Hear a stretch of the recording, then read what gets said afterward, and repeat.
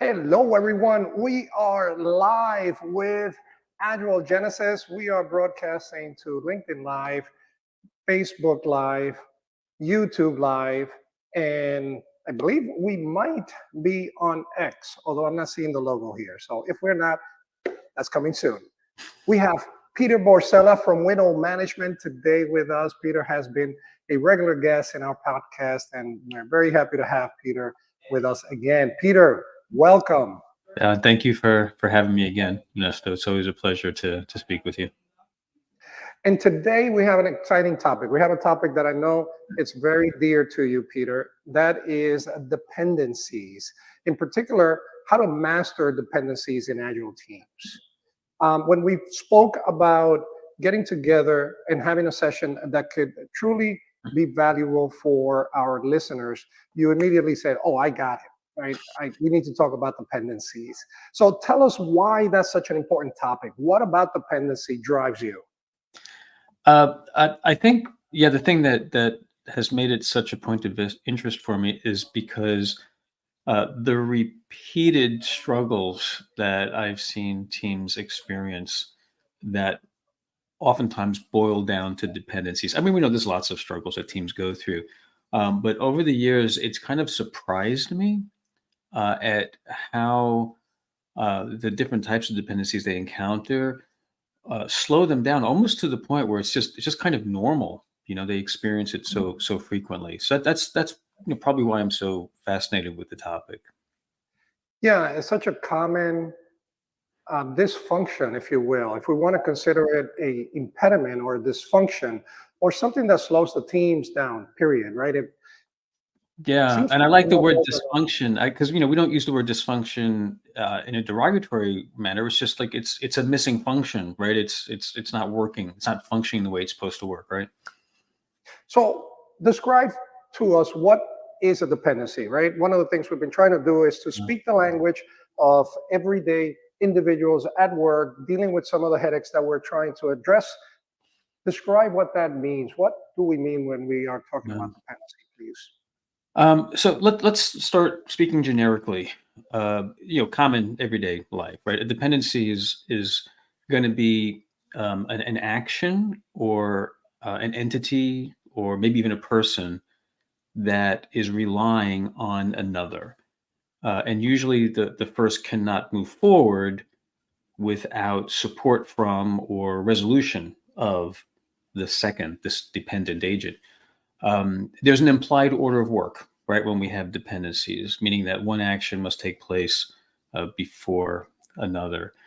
Now, more specifically, in an agile environment, what we're primarily talking about is those definitions of dependency, right, that prevents work specifically from progressing, unless that dependent activity or procedure is resolved. So there's probably some other ways it affects agile teams, but the big one that I uh, you know um, am focusing on is it prevents work from progressing. And in fact, in more dramatic terms, I often describe a dependency as it's something that's going to crush your ability to deliver. Sometimes in very subtle ways. Yeah, that's a very good takeaway, right? And great. I love that definition. What's a dependency? Well, something that's going to crush your ability to deliver because you're waiting on something to happen. You made a commitment and now you can't move. You're sitting on your hands, as they say, because you're either waiting on something to free up. That would be a resource dependency. You're waiting on a subject matter expert to chime in. That's a knowledge dependency, or you're waiting on a particular task to be completed so yours can start because you have a start or stop and start type of structure about that. Right, right. And in an ideal world, our teams would be 100% independent. Right, the word, right, independent, right? They wouldn't have to worry about that. Yeah, so that's exactly where I was going. Great minds think alike.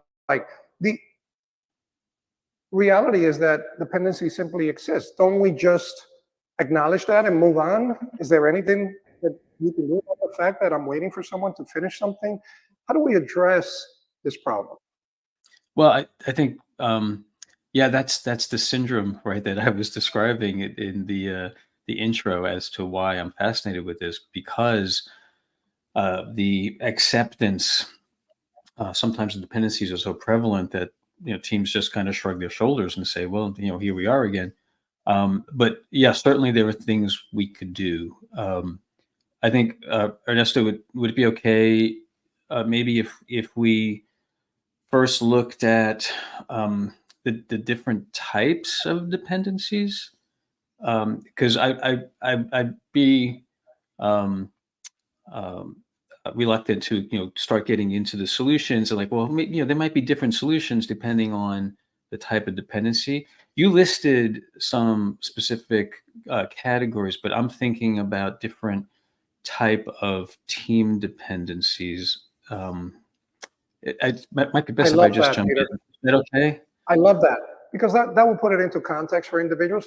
Uh, and by Mm. the way, for those that are on the live session, please let us know that you're here. Chime in. Let us know where you dialed in from, whatever that might be. If it's a different country or if it's a different state, whatever that might be, just chime in. But more importantly, let us know the questions and comments that you have. We want to address. That's why we do these live, right? We could go into a studio and record these and put them out, but then we would miss the interaction that we could be having. So please go ahead and chime in. Don't be shy and ask questions that we might be able to help with. And let's see what's on your mind. So Peter, please set the Yeah. stage for what these dependencies look like so that we can then move into how we might address them in terms of strategy. Yeah, thank you. Because yeah, it might be helpful if I can share how I think about this. And if you think about it differently, of course, we can discuss that. It's safe to assume that we're talking about a team-based environment here, um, and I'm probably going to refer to some common Scrum terms. We talk about a list of things. If I say product backlog, you know what that is. If we talk about the person that's setting direction, and I say product owner, you know who that is. But if there's anything that needs clarification, please let's pause and address that. So I tend to categorize, if you will, dependencies into three groups, three different kinds. And the first kind, right, I would call intra-team dependencies. Those are dependencies that take place between team members within one team. So I finished this, but you didn't finish your part. Hold on, now we're out of sync, right? Second category, inter-team dependencies. So inter-team would be team A has a dependency on team B, and how do they coordinate with each other? So now you're getting bigger automatically, right? Because now you're talking about multi-team. And then the third category that I refer to would be what I call extra team, meaning outside of the team environment. So it could be like a business partner, it could be a vendor, it could be another department, and in those extra team dependencies, uh, they tend to be pointing to teams outside of our structure here that are not following agile approaches. I love that. And we could even dissect that a little further, right? Because within that external, or as you're call it, inter-team dependencies, that we could move into intra-organizational dependencies and Right. inter-organizational dependencies.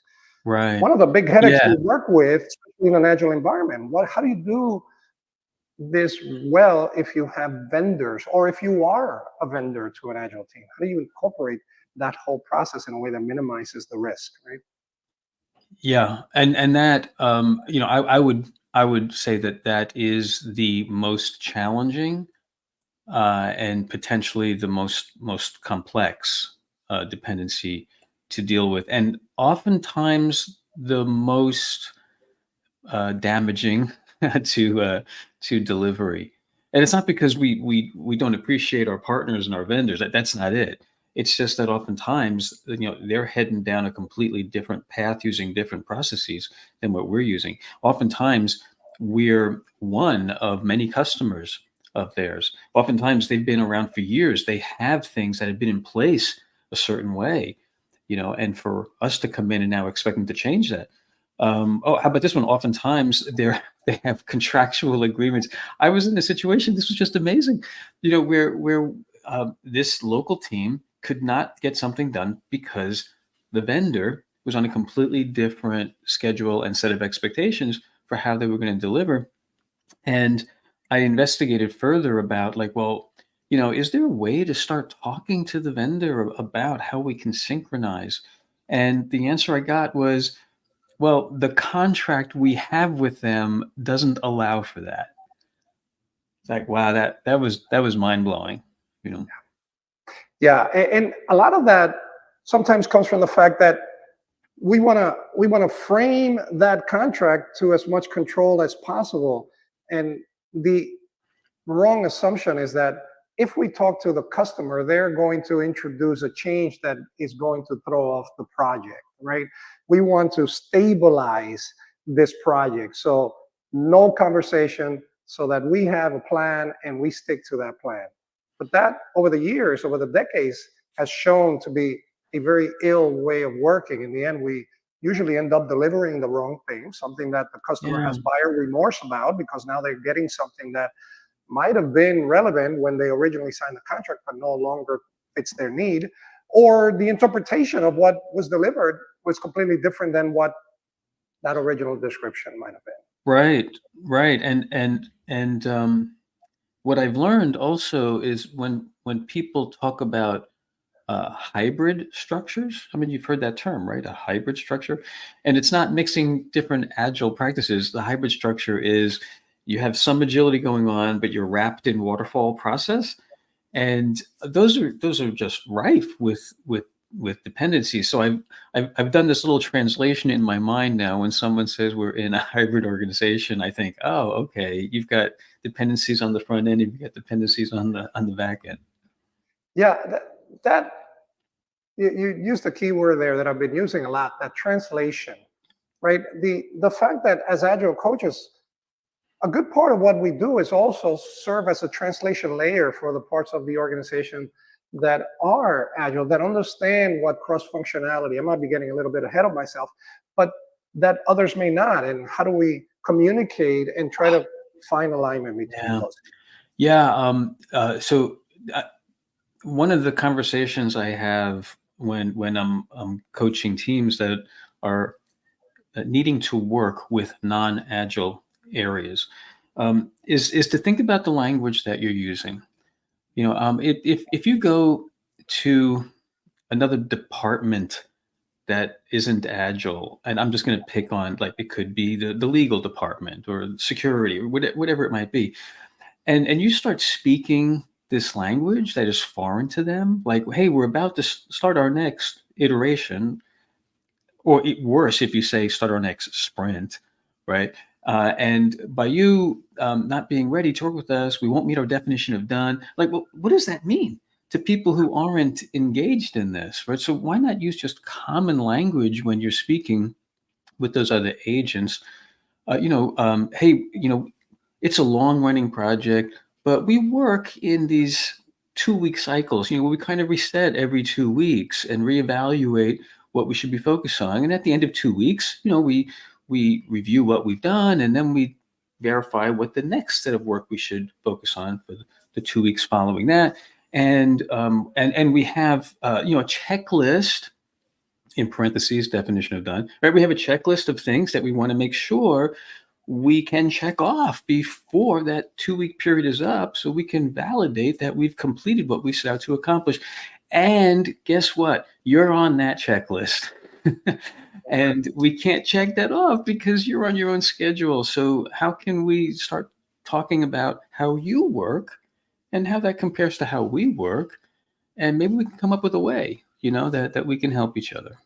I love that. And now we're starting to get a little bit into the strategy. How do we address some of these issues that we come across? So what are some of your more used strategy? What are some of your favorites, tricks of the trade, if you will, for addressing these dependency impediments that tend to come up? Um, I could talk about this a long time, Ernesto. So, We've got time, we've got listeners. Let's hear it.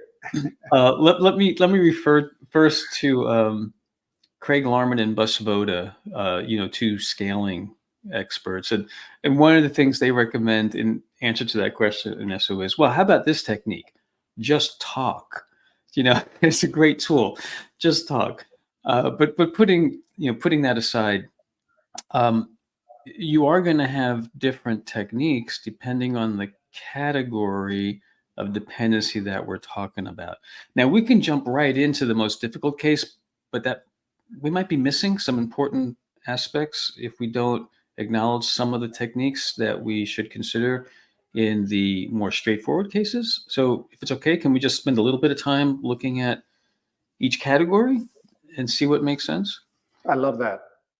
Um, so the first category, right? The intra team. Well, let's come back to my somewhat humorous recommendation of just talk, right? It's like, hey, you're part of the same team. You plan together, right? You discussed what you were going to focus on over this next period of time. You're coordinating day by day, right? As the cycle is progressing. Work it out, and I could help facilitate that, if you're having a hard time agreeing on a solution. But this is actually a growth opportunity, I think, a growth opportunity for team members to understand how to work together and overcome some of these challenges.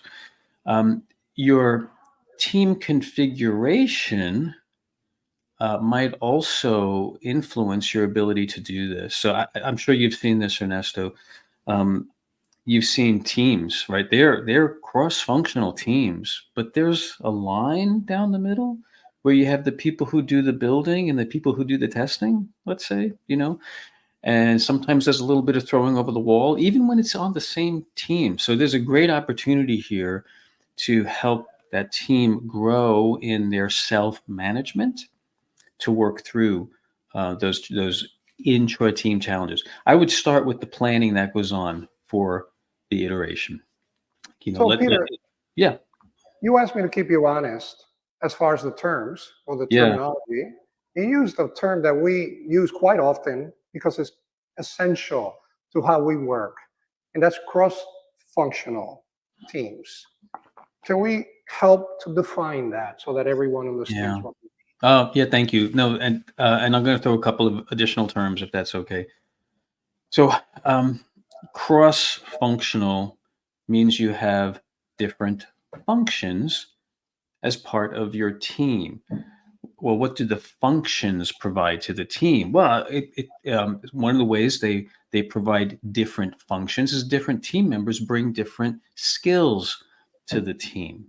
Another way is different team members bring different levels of experience with certain domains, right, that they've been involved in. So they bring the different functions together across people in a manner that provides all of the functions needed to deliver a completed work product. love that. Now, the best, well, I shouldn't say the best, Ernesto, because there's always exceptions, right? But Better or the preferred. preferred, let's talk about the preferred. The preferred cross-functional team will be complete to the degree that amongst themselves, they can take a request from the business side, from the product side, work on it, and complete it by the end of the iteration. That would be the best, right? That would be great. And the other term you might hear, if you can do that, if you can create a team that can do that, you might hear that team is called a feature team. And what that refers to is that they can deliver an entire feature, right, themselves. They're somewhat independent in that regard. They have all the skills, they have all the functions, they're cross-functional. Give me your request, we'll work on it and deliver it at the end. So what would be the less preferable? team configuration, what we might call component teams. Teams that are segregated by skill, maybe even segregated by domain. There might be some good reason for doing that, Or by but function, right? They're no by longer function, cross-functional. They are yeah. unifunctional, right? Oh, there you go. So instead of a cross-functional team, you have multiple unifunctional component teams. And that's where you might see the situation of having, well, I got my team of designers, I got my team of builders. If you're doing software, they might be programming, and I got my team of testers. So what have you created by doing that? You've built in to your team configuration by default cross team, inter team dependencies. Right? You So that designed it that way, right? you It's designed it meant that to way. work that way. Yeah. Right. Now, I want to be careful because there are some situations where that makes sense. For most people, it creates more heartache. You know. So what might be a situation where that makes sense? Because I have to admit, I struggle to find situations where that's an advantage. Yeah. Probably the first one that comes to mind, Ernesto, would be a situation where the designers and let's stick with software if that's okay. I mean, we can talk about anything if you wanted to. We can talk about braking systems or marketing firms. So let's talk about software just to be on a level playing field here. So the example I've seen is where the designers, the UX people, the experts, the people that put together the wireframes, the people that know exactly where every pixel goes, right? That profession. There are some environments where they are more aligned with product and marketing than they are with actual delivery.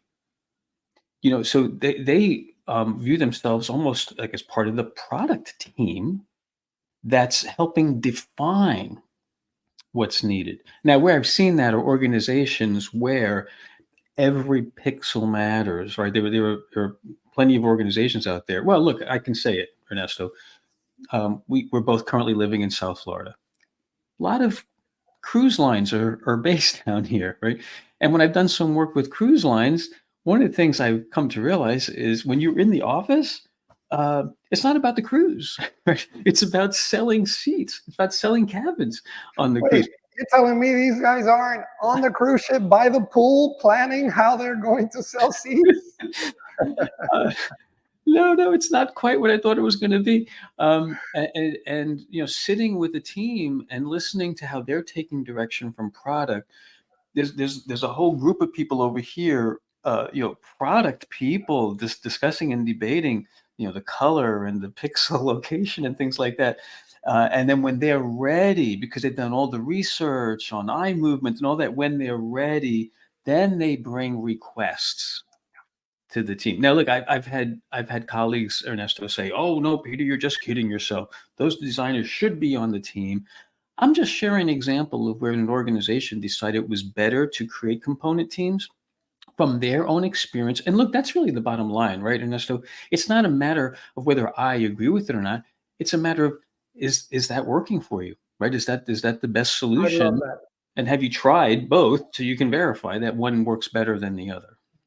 How is that working for you? That's a key question that if we ask ourselves that more regularly, we are going to continuously improve.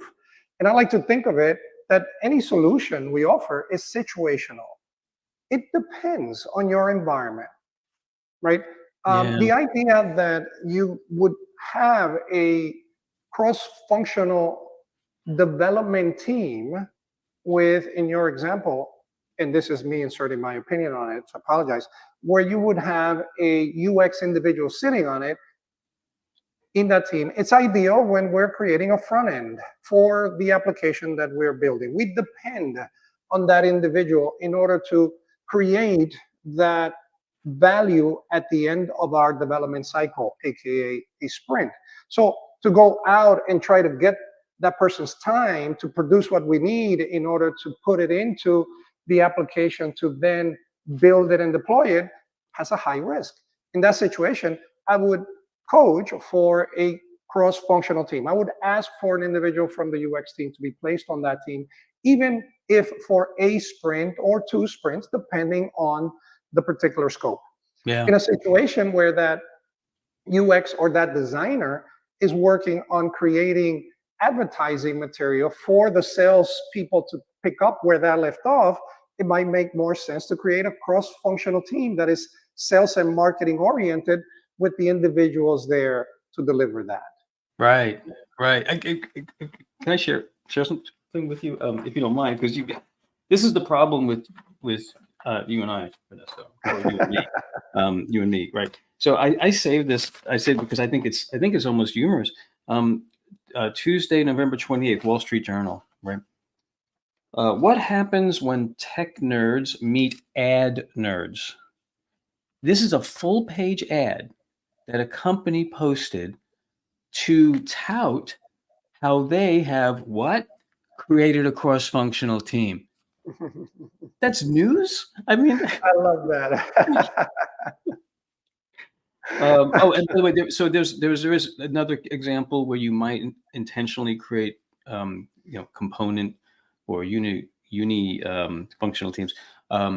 If you have a skill that is rare and needed only on occasion, you might not be able to afford like a data scientist. You have one data scientist that 10 teams go to when they have a question. You're not going to put 10 data scientists, on all those 10 teams. Yeah, and that has been a misinterpretation, in my opinion, in a lot of cases where some of the hardliners say, no, you have to get 10 architects and put those in 10 different teams. Well, and the leadership is saying, well, we can't afford that. Well, you're not agile then, and this is about the situational approach that we covered earlier. It does have the consideration of the product in how you structure your teams. Right. Now, Ernesto, I think I've led us off track though, because we were talking about Is there such thing? Isn't there a whole world of things that we need to talk about? So it's all interesting. So that was all focused on the single team situation, right? The intra team dependency and things that you want to keep in mind to minimize those. The second case would be the inter team dependencies, and some of the things that I'd be thinking about to help with that.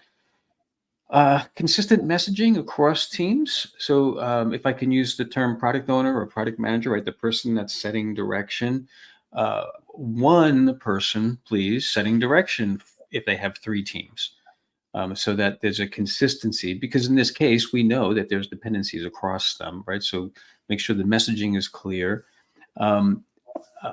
Figure out how to distribute the work. If you can distribute the work across the teams in a manner that minimizes dependencies, why wouldn't you put the thought into that ahead of time instead of just willy-nilly, distributing it? And then the other thing I would strongly suggest is having 1 or 2 representatives from each of the dependent teams to be ambassadors across the teams. So let's use some actual terms. I see that you're using the translation layer for individuals, but let's bring it home for them. What does that role entail? Who are those individuals, and what would be a scaling framework, for example? I'll use like the unofficial old term for this, if that's okay. Scrum of Scrums. There's probably other terms for it. Right, Scrum of Scrums is not an official term, right? It's just a common practice that has come about where 1 or 2 ambassadors, representatives, delegates, they agree to coordinate with the other ambassadors. Why not do that in a daily checkpoint like the daily Scrum? Why not have a daily opportunity for those ambassadors to come together? We call that the Scrum of Scrums. Now, who should be those ambassadors. I'm going to take a chance here because I've gotten some heat on my answer. It should be a technical person from the team. I've had people say, no, it should be the Agile coaches from each team, or the Scrum Masters from each team, or even the product owners from from those teams. And I'm like, I'm talking about, remember, cross team, inter-team dependencies. Those dependencies tend to be more technical in nature. Day-to-day technical issues. Hold on a second. You gave me this, but it's not working, or it's not working the way I thought it was going to work.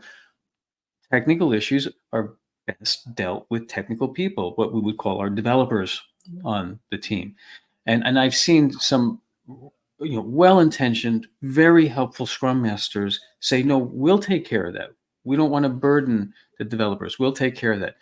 And sometimes that works out great. But also sometimes what happens is the Scrum Masters or the Agile coaches, they really just end up putting in another layer of communication between the team members.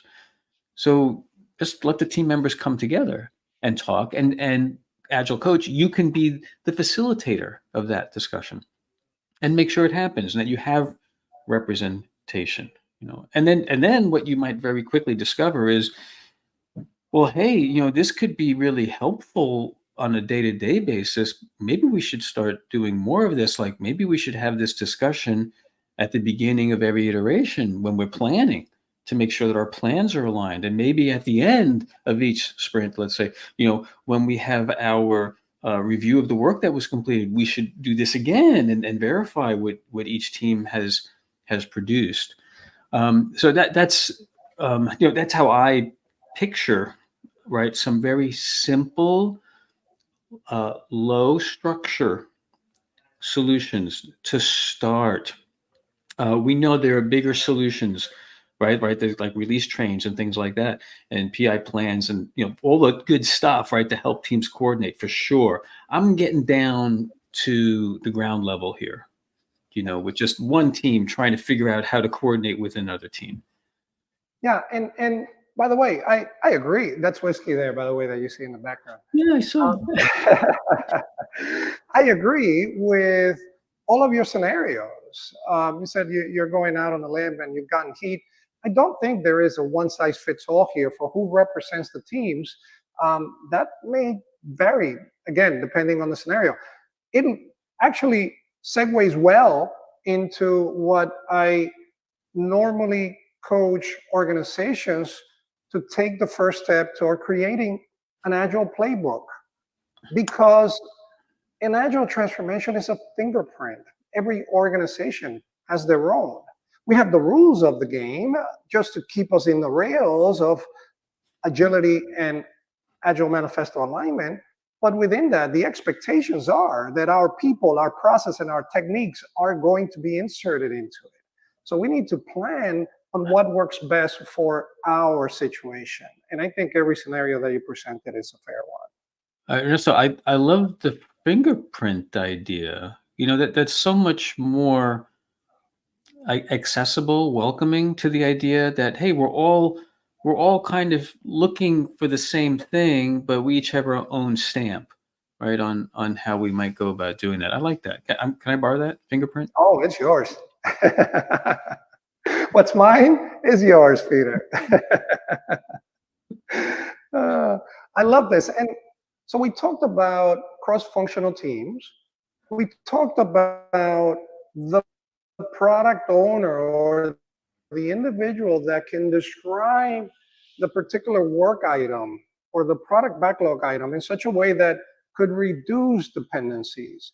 And one thing that I maybe not as elegantly say sometimes to my product owners during coaches, look, you need to be cognizant that this is a garbage in, garbage out game. If what you are describing is not structured properly, it's going to have an impact on how well the teams can deliver that or not. So describing those items in such a way that they are created for that team in order for that team to create them well, it's a key element that a product owner needs to orient around, right? If we are creating product backlog items that by design are having all of these expectations from outside the team, we're setting them up to fail. And I think you would also agree, Ernesto, that not all of our product owners have the technical depth to recognize when they're about to create a problem. So that's why we want our developers or technical people also to participate, right, in the refinement, right, of those items to help the product owner validate that, yeah, this is a good way, this is organized. I think this will help us as opposed to hinder us. So a thought off the cuff, this is me thinking out loud.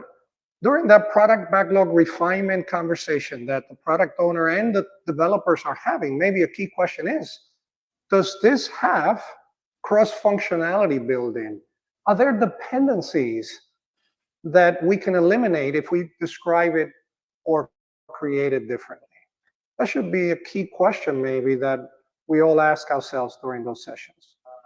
Right, right. And again, I think that's why you need full team participation in some product backlog refinement discussions, right? It's not just the product owner working with stakeholders, right? You got to get your team as part of that refinement discussion so you can get those additional technical perspectives.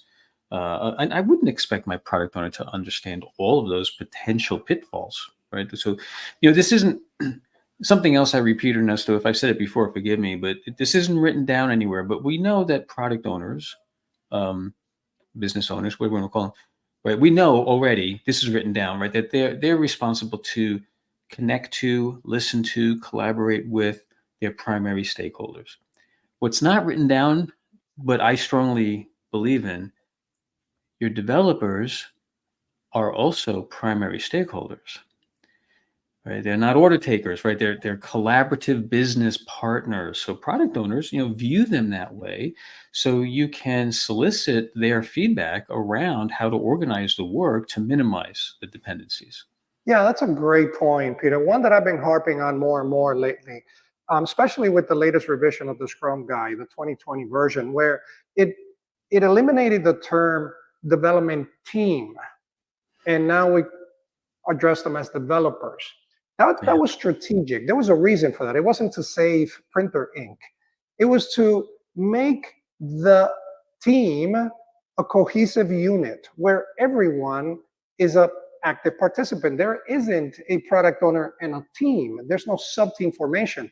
So the product owner is a on-the-ground individual that is part of the team and is executing with the team during the sprint. They might not be behind a keyboard, but they play a vital role in that delivery. Working daily, developers and the business, if that sounds familiar, we get that guidance from the Agile Manifesto, right? Yeah. So we design it in such a way that they are both active members, and to your point, there's an interaction that is happening on a daily basis. Yeah. And I'm realizing again, I've skewed us off. We didn't, and look, this is your show, right? So, cut me down, but we didn't Let it roll. Okay. What are some of the things you can do if you're in that most drastic situation with extra team dependencies? So are we ready to hit that one, or do you want to still talk some more I about? have a key question for you that I'm often faced or asked and face myself, because I think it's so common.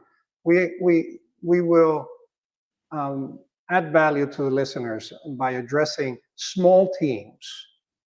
And if we could touch on that briefly before we move to the macro, staying at that individual level. Here's a common occurrence. You and I know we've been in the same project where this has been the case, working with clients where you have a team of 4 people or 4 developers, and one of them is a front end, the other one is a back end, the other one is a tester, and the other one is this individual that is a subject matter for the product. I get it. I should have cross-functional team. I think I have them, but this one individual is now going to take up the full development cycle, the full sprint, just to get one thing done, and the other 3 are idle. How do we handle that type of silo within the team just by the Mhm. size or by the expertise that each individual has? Well, if I could put my management hat on for a few minutes to respond to that, uh, one of the one of the few things that would keep me up at night was having a critical team, meaning like the organization was looking towards this team, to complete, and recognizing that there's at least one. I'm going to use a term that uh, is not my best way of describing it, but I think it makes the point. And having a single point of failure on the team, meaning, so Ernesto, I think I understand you're talking about like them working together and such. I'm now stepping back, and from a management perspective, I got that situation where there's only one person on that team who knows a particular skill or is experienced on a particular domain. Again, like we talked about earlier, we have intentionally set up a team for intra-team dependencies that might be more excessive than what we thought would happen. Well, so I step back from a management perspective because I think this applies whether you're agile or not. If you're working on something that the organization is dependent upon, and why would you work on anything else? If that's the case, and you've seen before when this one person is out sick or this one person's on vacation, like all the work stops. So I think that in addition to your question about size, I think we also have some responsibility to recognize health, right? Health of the team in terms of their ability to share work. And I'm not looking for full stack teams. I mean, yeah, we love full stack teams. I'm not looking for that. I'm looking for, hey, I need two people on the team that understand this technology. I need two people on the team that have worked on this system before. So by default, if you follow along with that, I'm automatically expanding the team size. And sometimes it doesn't mean those two are both experts. It could be one of them is the expert and the other one is the mentee, right? Who's learning about that. But when the expert takes vacation, work doesn't stop. It I keeps love that. going. And unfortunately, I've seen some bad behaviors associated with this. I was in a sprint planning discussion with a team I was coaching, and it became obvious very quickly there was this one person, the only person who could work on this type of request. And the product owner had brought a lot of requests that were all going to require this one person. So you understand team capacity, right? So you have this large team capacity. You've got 5 or 6 people, and they've just looking at the power behind them, they've got a lot of capability, except in this one area, there's only one person. So what happened? That team could only bring in a fraction of what the product owner wanted because it had to flow through the constraints of this one person. And our attempts to change that met with political resistance, because there was a certain amount of pride and opportunity that this one person wanted to hold on to. They didn't want to share that out. And what Sure, we you're stepping into my grounds, right? This is Yeah. my job security now that I'm sharing with you. So you better earn it. Yeah. So It's from a not a healthy. management perspective, right? Yeah. This is why I say, hey, this now becomes a management perspective to understand what type of support do they need to bring to those teams to reduce that level of intra-team dependency, right? And we have Was a that where you were term called. going with that? Totally, entirely, 100% agree. That was the point I was hoping would surface, right? This term that we often use was just creating T-shaped individuals, right? That is an individual that is deep in Right, one expertise level, but can perform other functions if needed. They're not the right. best at it, but they can step in and help, right? If the ball is in front of me, I might not be a three-point shooter, but I'll take a stab at throwing it and maybe we'll score 3 points, right? It's not what I trained for all my life, but I can shoot a ball. Yeah. So this idea of cross-functional individuals is related, but strategically can be harnessed in conjunction with a cross-functional team. Yeah. Yep. I agree. Love it. Now, I know you wanted to get to the topic of inter-team collaboration or Extra team. inter-organizational Yes. collaboration, Yes. extra team collaboration. Yeah, Yeah. let's talk Yeah. about that, please. And interorganizational works too. I like that too. Um, so now I've got some disappointing news about this case, and I'll try to summarize it, and then we can go into the details as you see fit. If I've got a team that's fully capable, except they rely on an external agent, a department, a partner, a vendor, whatever it might be, they need that area in order for their own work to proceed. And that other area is not agile. They don't work in iterations. Let's keep it extreme. Let's make it the worst case, right? Because what we can talk about the easy cases. Let's talk about the worst case. They don't know about agile. They don't want to know about agile. They don't care about agile. Right? They work in a certain way. And we already talked about communicating in common language and such. But here's the bad news. And please tell me I'm wrong about this, because I'd love to be wrong. Here's the bad news. You have to adjust your priorities and your schedule to match what that external agent can provide. You need something now for this sprint. That external agent says, I can't help you with that for a month and a half. Guess what? You can't work on that item right now. You have to change its priority, put it on the shelf. You'll come back to it in a month and a half, because you're not going to get that external agent to change just because you say, hey, I need it now. Now, of course you can escalate. Of course you can do those things. But if that's what you're dealing with sprint after sprint, it's not going to work. And this is the worst case where our contract says we don't have to abide by your schedule. The contract was signed by the owner of your company, their family members, their distant cousins. They're not going to change the contract. They're not going to get a different partner, a different vendor. That's not changing. You have to accommodate. So if you have to accommodate, now what do? Make it visible. Put it on a chart, put it on a calendar. Okay, here we are. This is our priority item. We're blocked, and we anticipate we will be blocked for a month and a half.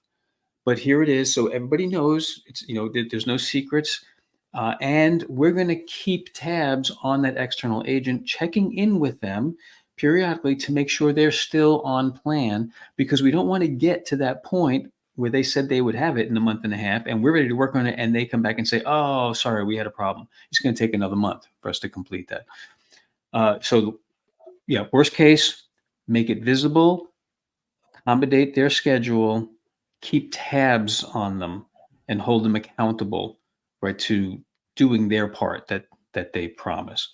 And then behind the scenes, you can work on long-term changes like getting a new vendor or changing the contract or getting an additional vendor, a second vendor.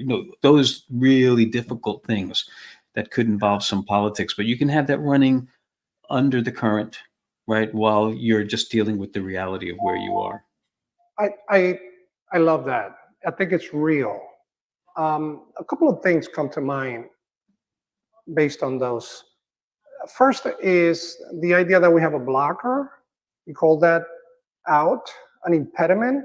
We need an impediment escalation route with individuals that own each particular escalation.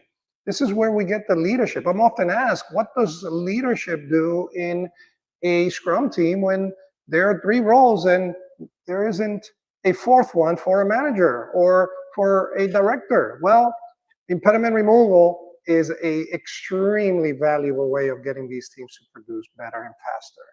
And one of those impediments is a dependency that we have on an external vendor, where those leaders have the decision-making ability to make a change, whether that be a different vendor, whether that be to have different negotiations or whatever that might be. Let's put that on the table for getting help and not sitting on our hands for 3 months hoping that it comes our way. Yeah. And you might, you know what? You might have to sit on your hands for 3 months while the renegotiations are taking place. So even if you have to suffer through that, what are you doing to make it better for the next time? I love that. The other thought, you mentioned very apologetic, or in a very apologetic way about the fact that you're going to be as slow as your weakest or as your slowest point. This is systems thinking. We teach it, we preach it, we coach it. This is a system. If you have a slow point in that value stream, you are going to be as fast as that slowest point. In other words, you're stuck. Yeah. So you need Yeah. to look at your entire development cycle to produce that increment, and wherever that slowest point is, if that's your external vendor, that's the speed that you're going to be moving at, and you need to Yeah. do something about it. Yeah, good We do words. nothing by improving the team. We can't improve the team's performance. We can't go coach the team to get faster because, well, there is a step in that value stream that is slower. So we need to look at the system. Right. Yeah. Well put. Well put. This is one of the reasons why I like working with you. You take something that took me 10 minutes to explain and you consolidate it into like 10 bullet sentences. Yeah. System thinking. Yeah. You're only as fast as your slowest dependency. Right. I love that. And then the third thought that came to mind is the US government came up across this or up against this challenge constantly. This is where the Department of Defense Agile BS criteria comes from, right? I didn't make that up. It's an actual way of the US government evaluating companies to do business with them because they're agile. And Yeah. the reason for that was because they quickly realized that if we're going to be agile and we're getting most of our services from vendors, we need them to be agile so that we can include them in our development cycle and move faster. Yeah, a few number of years ago, I think the NDAA, the National Defense Authorization Act, um, uh, you can look this up from a number of years ago. It actually included a requirement, but this is a budgetary requirement that agile procurement will be brought into play as they're trying to find providers and vendors. That is key. How often do we not do that in the corporate world? How often do companies select a vendor based on their being the cheapest, not necessarily the more compatible? That's a key, right? Selection is a big part. Yeah, and so now we're back to see. This is why what could be a very tight, consolidated topic just expands into so much because now you're into leadership, management, support, and understanding of the agile transformation that's taking place. So that are they even thinking about that when they're negotiating the contract? Right. So that, of course, that's going to reflect on how intimately they're involved in that transformation. Yeah, all of those components move the needle, and eventually we'll have a smoother project or smoother product development. But there isn't a silver bullet that is going to fix your dependency issues because they might be coming from different sources, whether that be the lack of Right. team-shaped individuals, whether it be non-cross-functional teams, whether it be external vendors that simply are absent and can't commit. Yeah. Yeah. And I think that's a great example of the difference between, and I'm going to say management intentionally, just to make a point, right? The difference between management support of the agile transformation and agile involved explicitly with the transformation. Because you could say you support it, but if you're not willing to go down to that vendor and sit at their table and negotiate with them in a manner that's going to give you the services that will support the transformation, then you're really just saying it, but you're not believing it in your actions. Can I double down on that? Can I put it even at a stronger level of involvement? Can I say management ownership of the agile transformation? I like that. I like that. Yeah, that's a much better way of putting it. It makes it much more clear. You're not a participant. You're not just a participant, right? You own this. Yeah. Yeah, brilliant. Love that. Excellent. All right. Now, there are individuals watching and will be watching this. I'm going to wonder, okay, I get all of that, but my pay scale it's a little lower than that. I'm in this dependency hole right now. So what practical advice can we give individuals who are struggling with dependencies today? Maybe they did not have the foresight to be strategic about it, and now they're dealing with some of the pain points we just described. What can they do to alleviate that today? Well, I don't know that it's too late, right, to bring into the discussion some of the things we talked about. So if it's between team members, okay, well, what have you done to facilitate the conversation between the team members? A difficult team member doesn't want to cooperate. What are you doing? Yeah, you don't have to wait. Across team, inter-team dependencies. Yeah, it's a struggle. It's a heartache. Have you talked to the other teams? Have you negotiated on how you can overcome this? Um, Now the extra team or the interorganizational dependency. I could argue the same thing. I think it makes it very similar to what we talked about earlier, where hey, look, you're going to have to suffer through the current situation, but what are you doing to work to make it better for the next time? And now, I'm not giving you a solution, Ernesto, because you said it, right? This isn't a silver bullet, but can you at least identify what the dependency is? Can you clarify? Can you define it? And can you somehow expose it, make it visible, right? Either through a discussion or a chart or a blocker. What can you do to start communicating with others about what's going on? In a manner that's requesting assistance. That's a great technique. We both trained and are certified in Scaled Agile framework in SAFe, and SAFe has this board and where you're going to be putting in the things that you're delivering, and you literally use yarn to connect these things, and there's a red color for dependencies so that we can see how much red we have on the board.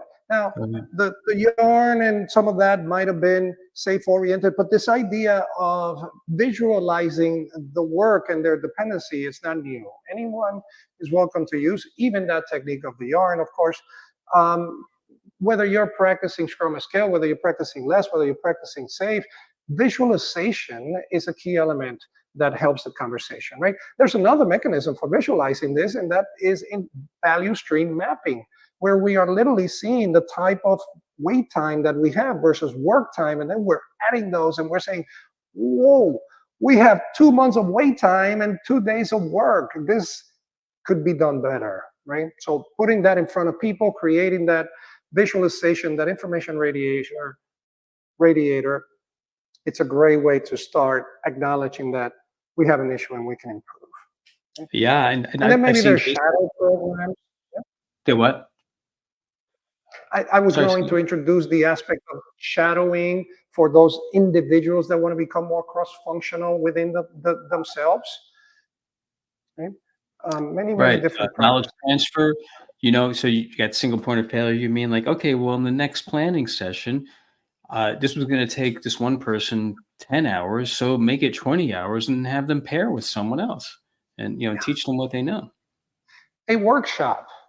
Our dearest product owners can come together to look at the product from a dependency perspective and identify the items that have dependencies and explore with the team how those could be reduced by slicing it differently, or by even sometimes moving it from one team to another with the other team's collaboration, of course, in mind, so that we are reducing those.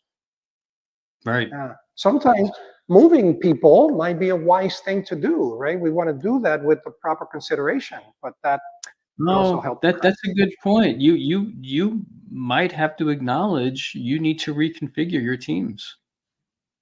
The It could be, restructure yeah, aspect of things yeah. It is a could be a big little win. painful, but the end result will be much better.